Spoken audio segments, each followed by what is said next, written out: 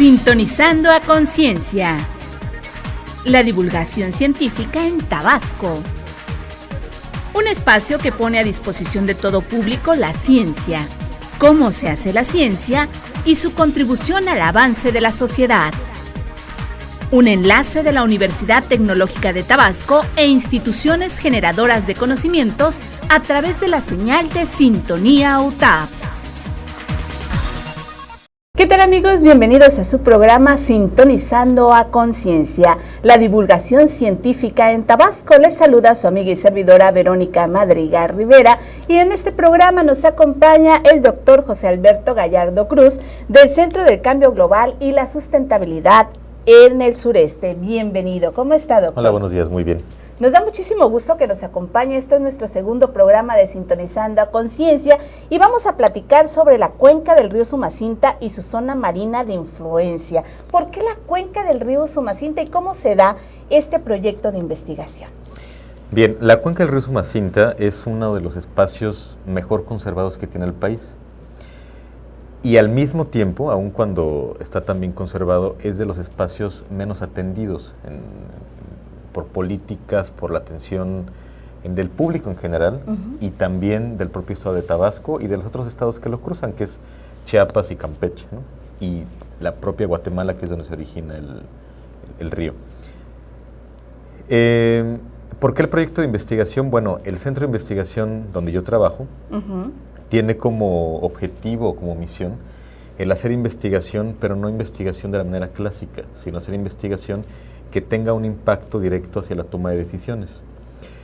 Cuando inició el proyecto de centro de investigación, también había que tener un lugar de incidencia, y en aquel momento se decide que una manera de dejar una huella o de empezar a trabajar en un lugar en donde ha sido poco atendido, pues es voltear hacia la cuenca de los Sumacinta, en donde la gente que apadrinó y que ha venido trabajando con nosotros dentro del proyecto también ha puesto atención desde años atrás. No es un proyecto de nosotros solamente como centro, sino nosotros estamos ahorita encabezando algunas líneas de investigación, algunos proyectos de investigación y de incidencia de otras personalidades como la maestra Carabias.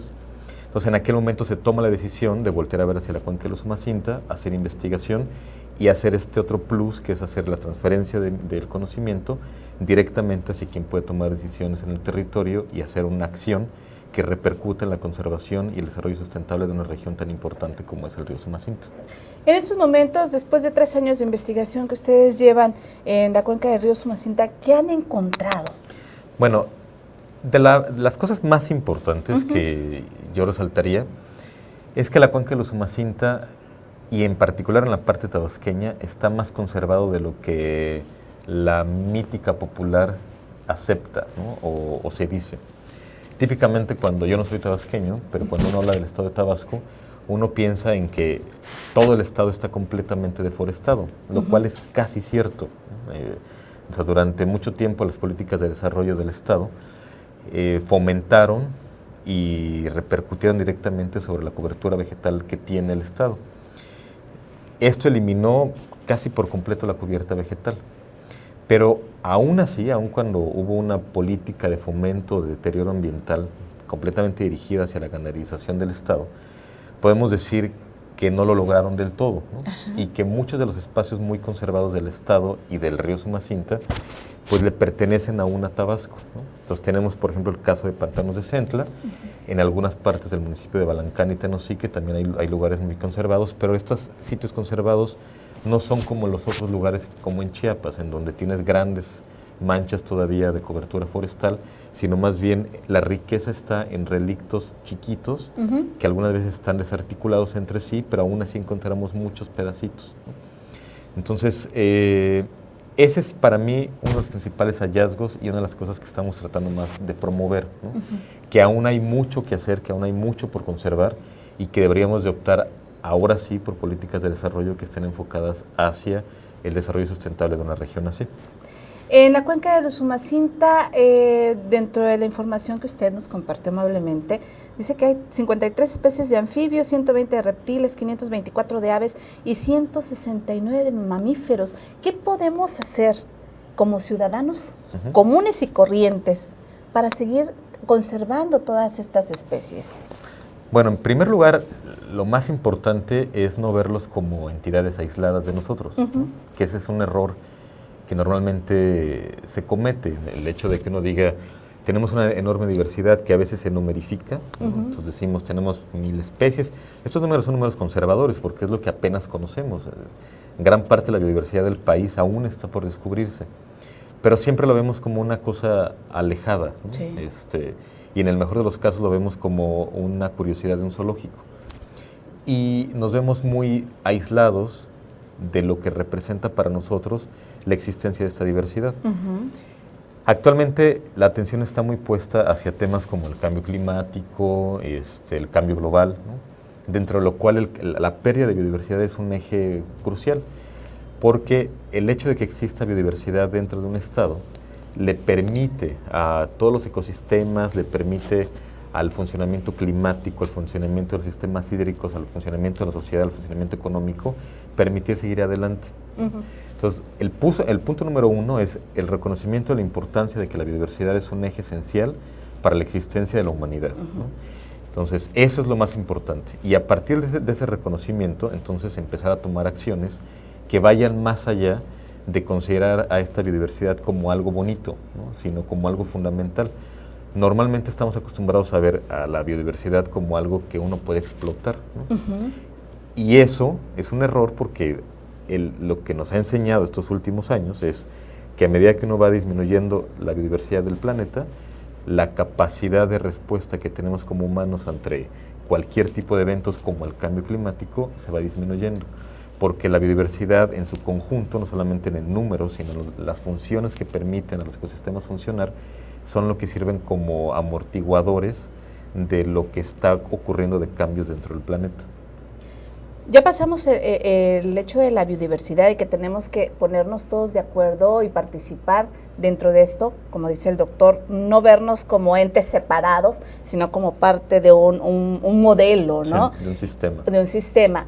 Pero, ¿qué ocurre con el entorno social en la cuenca de los Usumacinta? ¿Qué entorno social se encuentra ahí? Bueno, es un entorno bastante peculiar. ¿Por qué? Porque, bueno, de entrada, la civilización maya se origina en la cuenca de los Usumacinta. Y muchas investigaciones recientes señalan que la cuenca de los Usumacinta es en donde gran parte de la civilización maya dependía en las partes altas de la cuenca, ¿no? Entonces, culturalmente, bueno, este hecho se refleja mucho en la diversidad cultural, ¿no?, que tiene dentro de la cuenca. Entonces tenemos, no solamente hablando de la parte tabasqueña, sino también de la parte chiapaneca y la parte guatemalteca, tenemos una gran diversidad en la cultura que también es reflejo de la biodiversidad, ¿no? Normalmente cuando hay una gran diversidad biológica se refleja en cómo la gente ve ese medio. Entonces, hablando particularmente de la cuenca que le corresponde a Tabasco, tenemos que es un entorno que a comparación con otras regiones, incluso del país, está, como se dice normalmente, poco desarrollado, lo cual es una virtud, ¿no? Entonces hay muy pocas ciudades y las ciudades que hay son muy chiquitas. Tenemos un ambiente rural, pero como muy sano todavía, y una serie de comunidades que dependen del funcionamiento del sistema hídrico, ¿no? Si este equilibrio entre el dinamismo de la biodiversidad, el medio cultural y el medio hídrico se pierde, pues todo lo que está asociado a ello también se puede perder, ¿no? Y es un entorno bastante interesante. En algunos lugares, como en la parte que le corresponde al estado de Tabasco, tenemos un entorno social muy pacífico, ¿no? Pero en las partes chiapanecas, por una cuestión histórica de muchos errores históricos de toma de decisiones, la parte chiapaneca es un lugar extremadamente violento y extremadamente conflictivo. O sea, los principales conflictos sociales que tiene este país están ubicados en la cuenca de los Usumacinta. Y muchos de los problemas sociales más fuertes, incluso a nivel de Centroamérica, también están dentro de la cuenca de los Usumacinta, en la parte guatemalteca. Entonces, todo esto es una riqueza cultural, es una riqueza de conflictos, ¿no?, que son problemas muy complejos de resolver.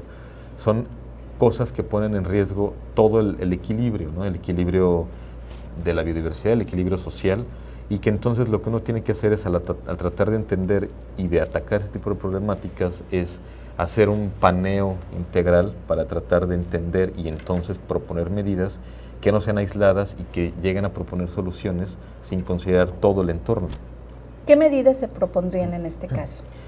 Bueno, esa es una pregunta, tema de investigación. Ajá, claro que sí. Y lo más importante, yo creo, es, uno no puede tomar medidas generales hacia toda la cuenca del Usumacinta. Uno tiene que conocer las particularidades de cada región y de cada localidad y entonces proponer las medidas que se adapten a esa zona. Pero son muchos temas de investigación. Son muchos temas de investigación. Y uno de los problemas que ha venido ocurriendo es que a nivel federal o a nivel de gobiernos más elevados, lo que se hace es proponer medidas de solución que abarcan toda la cuenca, ¿no? Entonces se dice, pues para esta zona vamos a proponer medidas de ganaderización, ¿no? Pero no se toma en cuenta que hay problemáticas sociales de biodiversidad, ecosistémicas de funcionamiento del medio físico que son muy distintas. Entonces uno no puede llegar a proponer una solución que sirva para todo, porque cada lugar pues va a responder de manera distinta. Entonces lo primero que hay que hacer es enfrentar la investigación y las propuestas que uno haga hacia diferentes particularidades de cada zona. Y el otro eje importante es entonces, al reconocer esto, también reconocer la importancia, insisto, de la biodiversidad que contiene como uno de los ejes rectores que permiten o no el tomar ciertas medidas. Hay lugares en donde quizá ya hay mucho deterioro ambiental, entonces eso te permite de alguna manera llevar acciones que pueden estar enfocadas hacia la restauración y hacer de la restauración ecológica un modelo de desarrollo. Hay lugares en donde la conservación te rige y te dicta que las acciones que tienes que tomar tienen que estar enfocadas necesariamente hacia la conservación, ¿no? Y entonces eso lo que hace es restringir el tipo de acciones que uno puede tener sobre el territorio. Pues estamos sintonizando a Conciencia, la divulgación científica en Tabasco, y estamos platicando sobre la cuenca del río Usumacinta y su zona marina de influencia. Ya hemos hablado sobre la biodiversidad, bueno, yo no he hablado, es el doctor José Alberto Gallardo Cruz quien es el especialista en este tema y nos está dando a conocer cosas muy interesantes que en el común de la población no conocíamos y que gracias a Sintonizando a Conciencia, que se transmite a través del 102.5 de FM, puede usted conocer. Recuerde, vamos a hacer una breve pausa y regresamos. Esto es la divulgación científica en Tabasco. Estás escuchando 102.5 FM, Sintonía UTAP.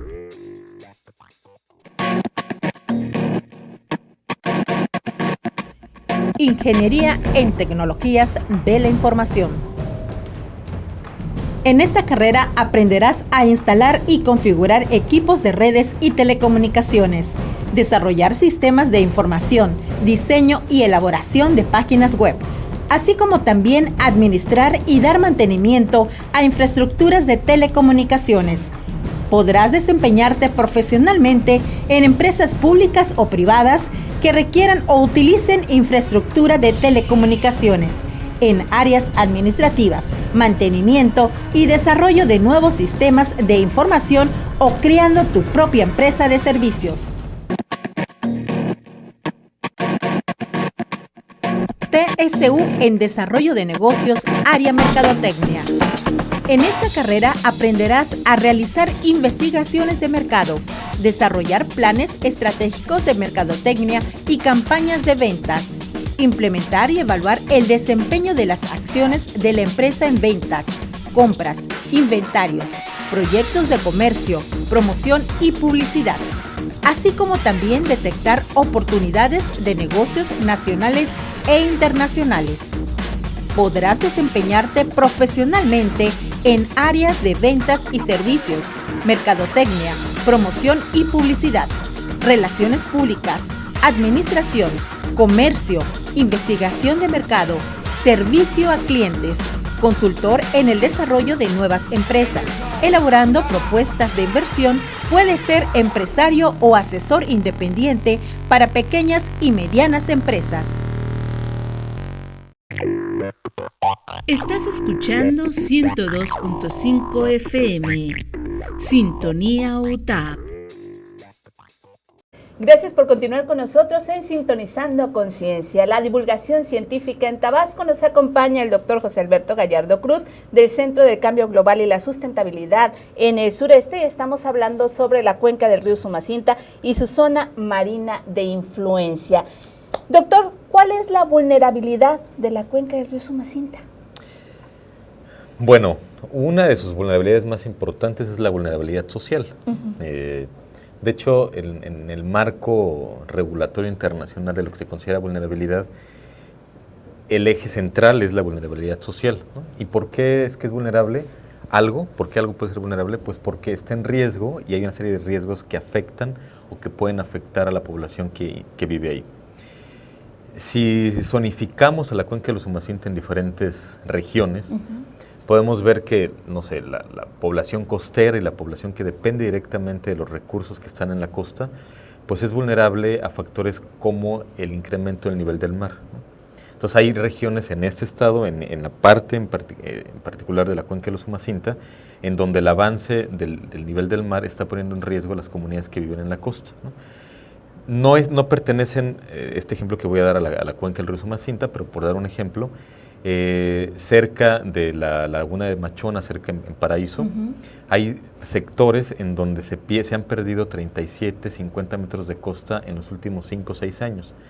O sea, para que se den una idea de eso, es como si pusiéramos 10, 15 carros uno frente al otro, lo que ha avanzado el mar, ¿no? Wow. Entonces, para que nos demos una idea de la vulnerabilidad que puede tener la población que habita en estas regiones.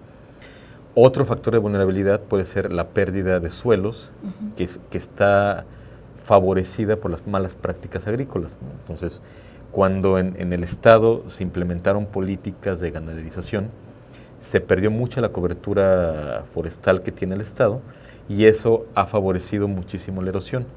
Y la erosión, pues, es la pérdida del suelo que fomenta el hecho de que se disminuya la capacidad de producción.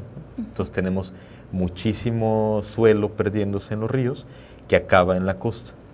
Otro factor que puede poner en vulnerabilidad y en riesgo es la contaminación, ¿no? La contaminación por factores químicos externos a lo que normalmente está en los cuerpos hídricos, y esto es otro factor de vulnerabilidad que puede incidir en la salud humana, ¿no? Podemos ir avanzando así región por región. Otro factor de vulnerabilidad en la parte chiapaneca, insisto, es todo lo que tiene que ver con los conflictos sociales, que muchos de ellos fueron generados por malas políticas de repartición de las tierras, y eso genera inestabilidad social, lo cual hace muy vulnerable a la población de ahí, que al mismo tiempo es extremadamente vulnerable porque es una de las regiones más pobres que tiene el país. Entonces, si sumamos todas estas piezas del rompecabezas, y en el lenguaje normal, cotidiano, lo que uno entiende por vulnerabilidad, cuando uno es susceptible a cierto tipo de cosas, sumamos todo esto y nos damos cuenta que la cuenca del Usumacinta es extremadamente vulnerable, ya como está ahorita. Y si a eso le sumamos los factores de vulnerabilidad asociados al cambio climático, esta ecuación pues se nos multiplica. Es como si la multiplicáramos por un factor de 10 o de 1000, ¿no? En donde esta cuenca, de acuerdo con los modelos climáticos, puede llegar a incrementar la cantidad de lluvia, la temperatura de la región, lo cual hace que puedan incrementar las sequías o pueda incrementar la cantidad de agua que incide, y entonces incrementa la erosión, y todo esto pues incrementa el riesgo, incrementa la vulnerabilidad de la población. Está bastante difícil el caso, ¿no? Sí. Por eso es que es urgente, ¿no? el que uno voltee a ver a una región así, porque al mismo tiempo, aun cuando es muy vulnerable, insistimos mucho en que hay mucho que hacer, ¿no? O sea, no es un caso perdido, pero son esos casos en los cuales es como cuando uno está enfermo, ¿no? Pero no es un paciente terminal. O sea, uno sabe que uno puede hacer cosas y que estamos aún a tiempo de hacer cosas. Pero tampoco es que nos quede mucho tiempo, ¿no? Y no solamente por la cuenca del Usumacinta, en el mundo en general están ocurriendo cambios que muy poca parte de la población a nivel mundial está poniendo atención. Ya se está sonando, ya el tema de cambio climático no es un tema ya tan ajeno a la población, pero no se está poniendo atención y aún se sigue viendo como un tema lejano, como que no nos corresponde, ¿no? Y sí es un tema complicado, es un tema extremadamente complejo y que está incidiendo en todos los territorios y en todas las zonas del planeta. Y lo estamos viviendo aquí en Tabasco, pero grandemente, ¿no? Sí. definitivamente. Doctor, ¿cómo es lo de la cuenca del río Sumacinta y el cumplimiento de los acuerdos de México ante la COP21? Bueno, México, primero les cuento un poquito más de historia, ¿no? El cambio climático es un tema que no es nuevo, o sea, la academia ha puesto el dedo en la llaga y ha sido muy insistente desde los años 40, 50, que fue cuando se empezaron a ver las primeras evidencias de que esto era un hecho. Y la academia ha venido insistiendo en que existe evidencia contundente para demostrar que el cambio climático es un hecho real. Y como siempre pasa, la academia, por muchos factores, siempre va como muy por detrás, o si lo digo de otra manera, va muy por adelante de lo que normalmente la población va, y en particular sobre la gente que toma las decisiones, ¿no? Entonces, mientras los académicos pueden estar diciendo una cosa, los políticos pueden estar diciendo completamente lo opuesto. Entonces, en los 90s, cuando esto se hizo muy evidente, se genera un organismo, que es un organismo que trata de dar solución a este hecho del retraso de la respuesta política ante las evidencias científicas. Y de hecho se generan dos organismos, algo que se llama el IPCC, que es el Panel Intergubernamental de Cambio Climático, que es un organismo internacional completamente académico, cuya misión es recabar y entregar un informe que tenga toda la información que existe hasta la actualidad sobre lo que es el cambio climático y las evidencias que se tengan. Ahorita vamos en el 5º informe que el panel intergubernamental, el IPCC, entregó a la COP. Y la COP, a su vez, es el órgano que depende de todos los gobiernos que están asociados a la ONU, que reciben el informe del IPCC y entonces dicen, bueno, y ahora sí, ¿qué vamos a hacer?, ¿no? Entonces, digamos, tienes a las dos entidades, a la entidad académica que te brinda la información y la evidencia de que algo está pasando, y a quienes pueden tomar las decisiones de parte de los gobiernos del mundo para hacer algo al respecto. El cambio climático es una decisión y es un problema que requiere la atención de los gobiernos, o sea, no es un problema chiquito, ¿no? Es un problema muy grande que necesita que se atienda a escalas y a niveles de gobierno muy elevados, ¿no? Entonces, por eso es que se genera la conferencia de las partes, significa la COP, ¿no?